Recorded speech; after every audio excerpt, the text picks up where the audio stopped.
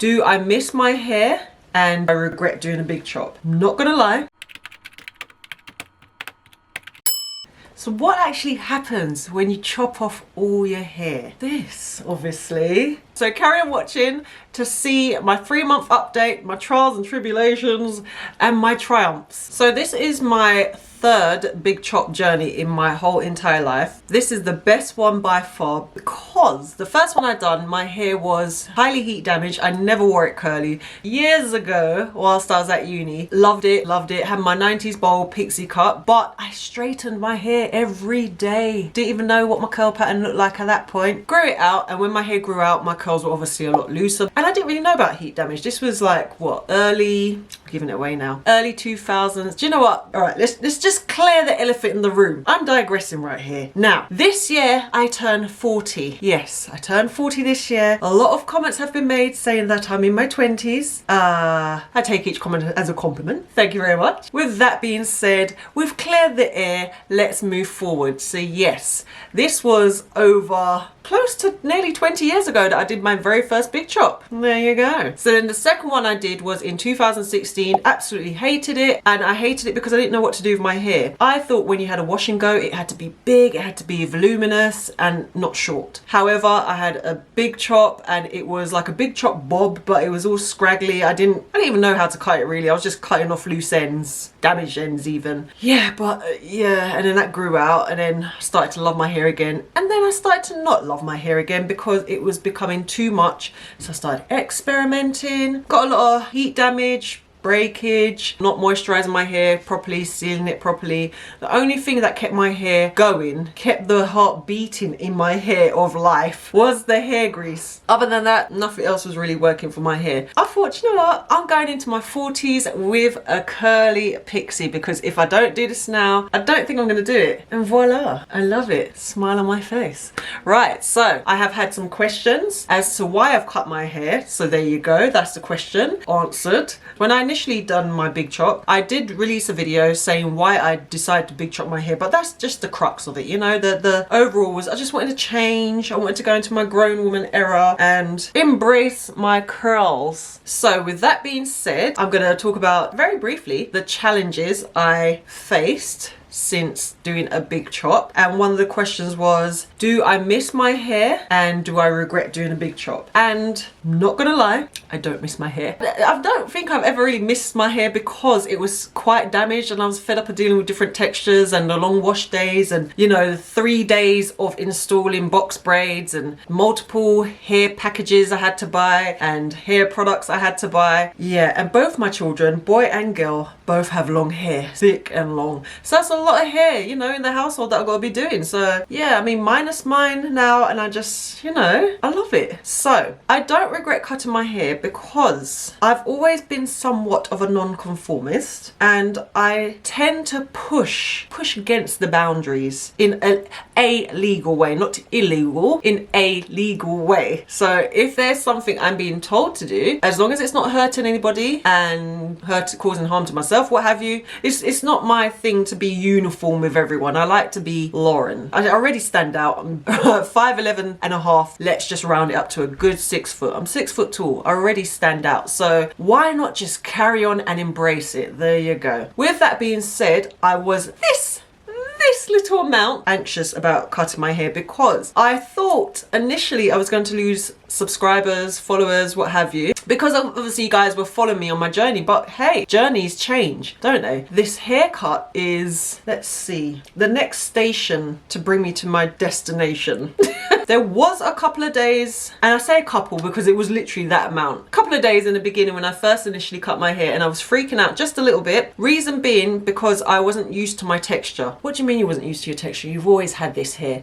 Yes and no. When your hair is longer, your texture is slightly altered due to the weight of the hair. So my curls didn't obviously coil up like this. They hung because my hair was longer. Now I've cut off my hair and I don't have straggly, scraggly looking straight bits. as well as curls. It's a whole new ball game. I'm dealing with this. Compact curls, bouncy curls that don't drop down, they go up and out. Therefore, it's a new territory for me. But with that being said, I did try and do a silk press, and as gorgeous as it was, I didn't like it. And it's not that I didn't like the hairstyle, I did not like the maintenance I had to upkeep with this hair, okay? I had to wrap it every night, I had to pin curl it, I had to make sure I had a do-rag on and a bonnet. At the moment, I currently just sleep on my satin pillowcase and spritz it in the morning.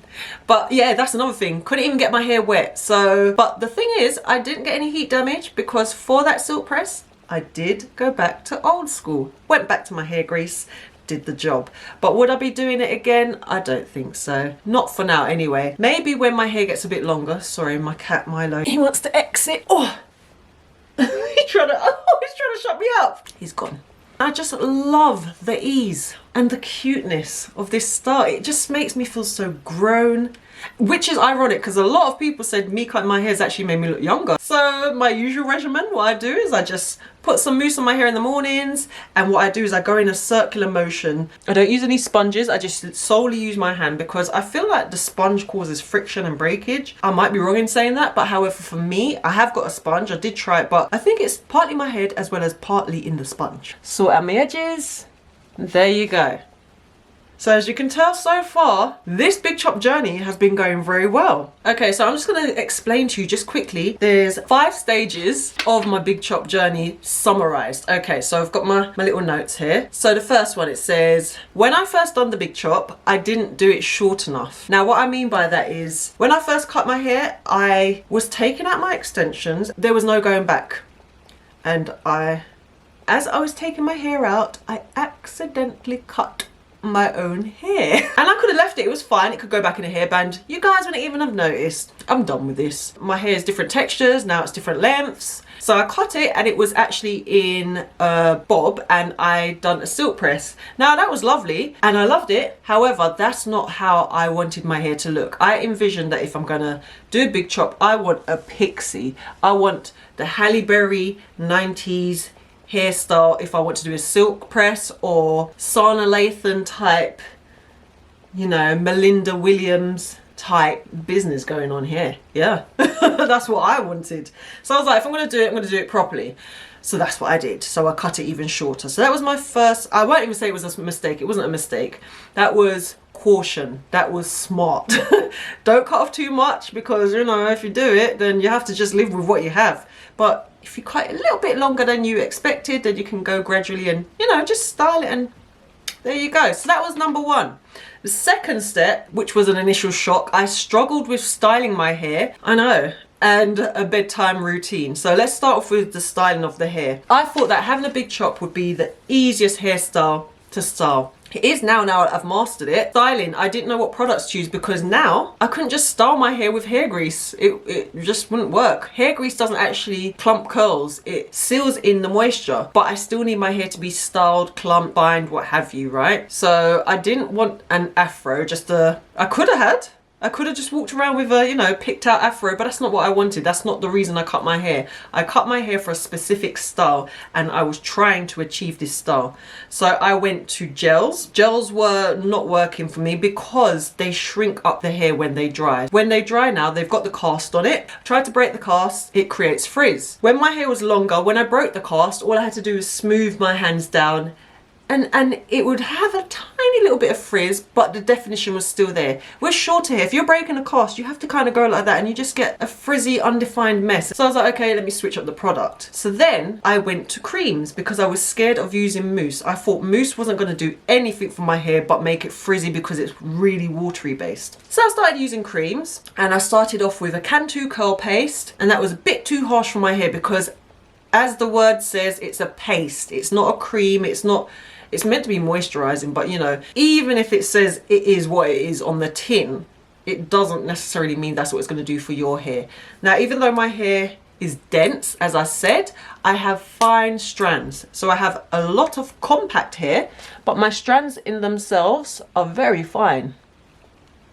Okay, look, I've got wispy little strands, but a lot of them, right? So I found that the paste was actually too heavy for my hair, made my hair flat, greasy looking. And that was another reason as to why I was like, okay, hair grease is not going to work with this style. So let me just push it to the side for the minute until I do a silk press. Like shea butters and pastes and waxes, they will rip out my hair.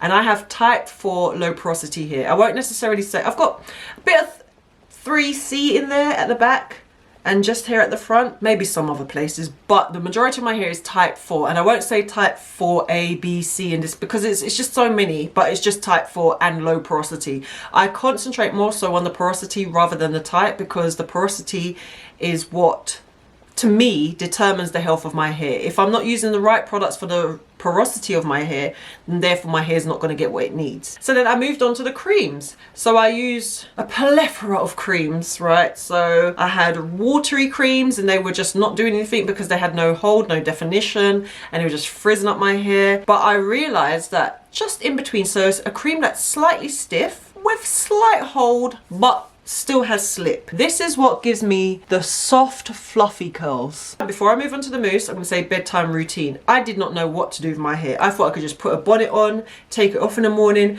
When I woke up, my hair looked like this. Yes, it was a lot to deal with initially. I just wanted to throw a baseball cap on and just be done with it. But I was like, you know what? I've created this style. I'm gonna figure this out. So in my nighttime routine now, what I tend to do is I might spritz my hair literally like about maybe 2 hours or so before I go to bed, just so it's dry enough. And as my hair is low porosity, it does dry quite quickly. Plus it's not, you know, all compact. It is compact, but it's not hanging down by my shoulders and wet, so I can do that and just get on with what I need to do. And I add a little tiny bit more cream in there, and then by the time it's bedtime, my hair's dried. So in the morning I wake up, my hair's still a bit flat, but I can just spritz a little bit more water or a refresher spray on it and just puffs back up. And I'll just, you know, give it a little finger push and style, and there you go. Okay, so going to the mousses now. I've shown this in a previous video, which you can watch after this one. The mousses were amazing for my hair. When my hair was longer, they did not. They just frizzed up my hair. There was no clumping, but now I've got the softness, I've got the definition. My curls look, because they're tighter, I guess, my curls are abiding by the mousses rules. Okay, so that was something else I learnt. So during the 3 months of having a big chop, yes, your hair, you do notice, grows quite quickly. And when it grows quickly, it grows out of shape. Therefore, I had to reshape my hair. I thought, okay, let me just cut it a little bit shorter than I did last time. Because last time when I first cut it, it was still quite full on the top and on the sides. And I had to do a lot of finger coiling, and so I cut it. Now I like the cut, but I underestimated, because my hair is so curly, how much it would shrink up. So after I've styled my hair, even with a mousse or a cream, my hair wouldn't have this type of volume. It wouldn't do that. It was just flat, and it looked nice, but it was flat. And I don't think I would want to go that low again. I think for now, this is the perfect length for me. Love it. Yeah, so you got to be careful, because you might just be thinking that you're cutting off like this end, just that much, and you'll do it for the rest of your hair, and then you realize it's actually a lot lower than you anticipated. All right, so be careful. Or if you're not comfortable cutting your own hair, go to a professional, please. Okay, so I'm going to go back to what I said about the silk press. So as I said in the beginning, I'd done a silk press, loved it, but it was too high maintenance for me. Now, my thing of this hairstyle is just to wear my hair in its natural state. Now, don't get me wrong, I will put a silk press in if I feel like it, but it's going to be very rare, because over here in the UK, you either have humidity sometimes when it decides to be summer, and then the majority of the time, even through summer, it's consistently damp and raining outside. So therefore, it's not an ideal option. Even though the hair grease stops, or prolongs, I should say prolongs the hair from reverting, I still sweat on my roots and they start to revert anyway, and then my hair starts to look puffy and I have to re-straighten it with the straighteners and the hot cut. It's just not fun, okay? I'm not trying to do all that to my hair. I just want to put mousse in my hair and go. Now, also there was something else I tried, was finger waves. Now, I'd been researching how to do these finger waves, and someone mentioned actually, if that was you, let me know by giving me a like. and say yes, it's me in the comments. Someone mentioned that back in the day, egg yolk, I believe it was egg yolk or egg white, I think it was egg yolk, was used for finger waves. Now I can only imagine how that would go. In fact, I don't even want to, because I mean, once it's on, it must look nice, but I mean, leaving egg yolk on your hair to harden and shape your hair for a certain amount of time, sounds like a lot.